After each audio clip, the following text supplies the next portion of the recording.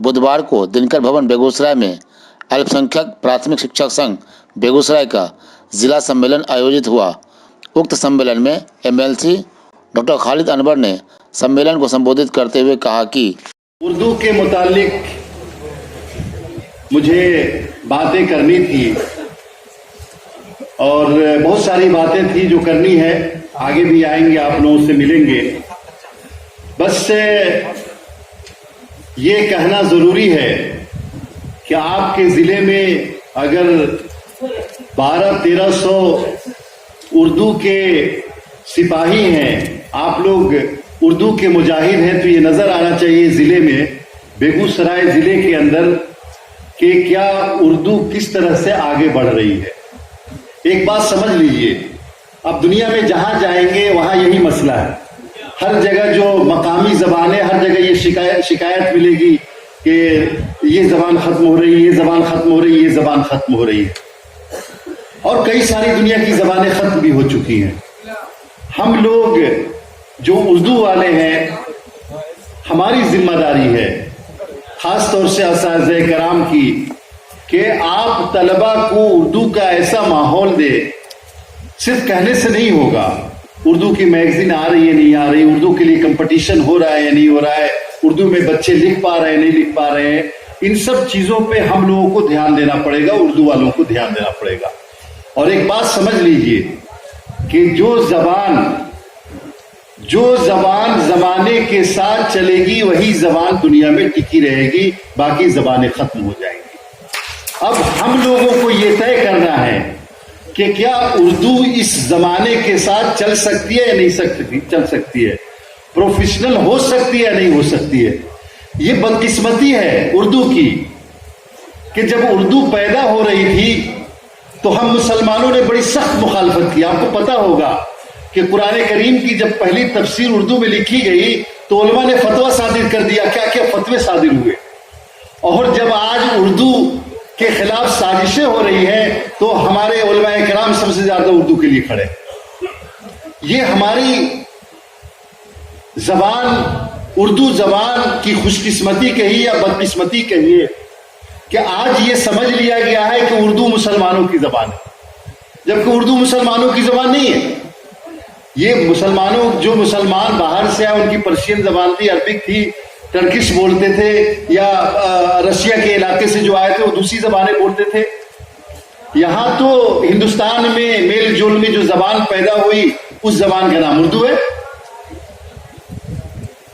मीर तकी मीर का एक शेर बहुत मशहूर है, उसको आप लोग जानते होंगे। तो उर्दू कैसे पैदा हुई और उर्दू ने अपने आप को इस मंजिल पर कैसे पहुंचा लिया, आप उर्दू वाले हैं, देखना पड़ेगा।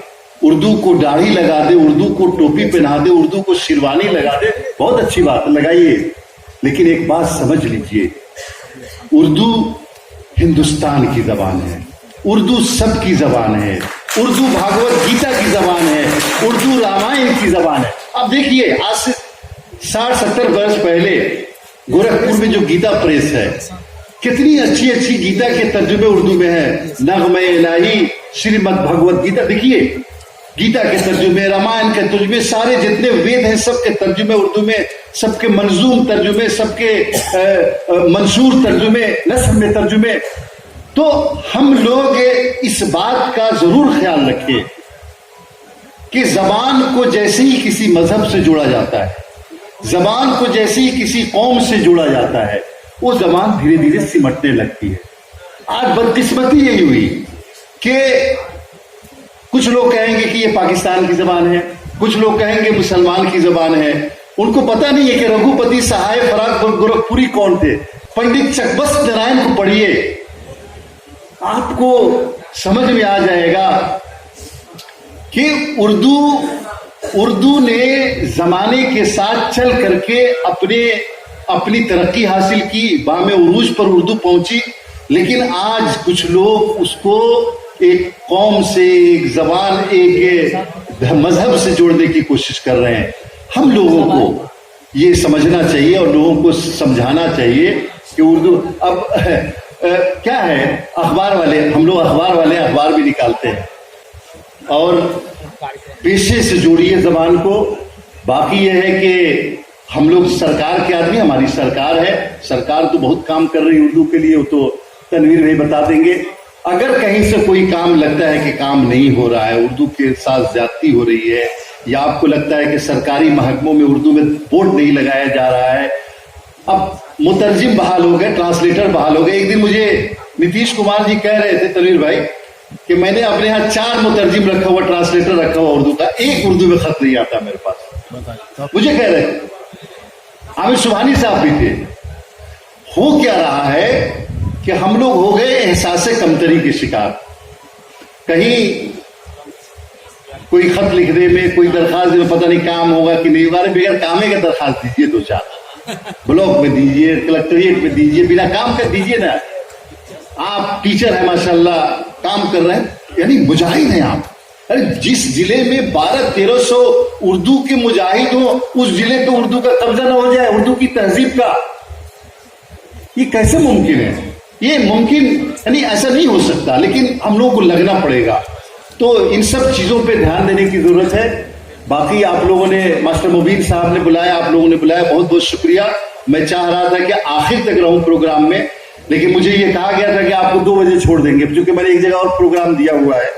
तो माफ कीजिएगा, इंशाल्लाह फिर आएंगे और आप लोगों से मिलेंगे, बैठ के बात करें। कोई भी मसला हो उर्दू का, इस सरकार में फौरन हल होगा, इसकी मैं गारंटी देके जा रहा हूं। बहुत बहुत शुक्रिया।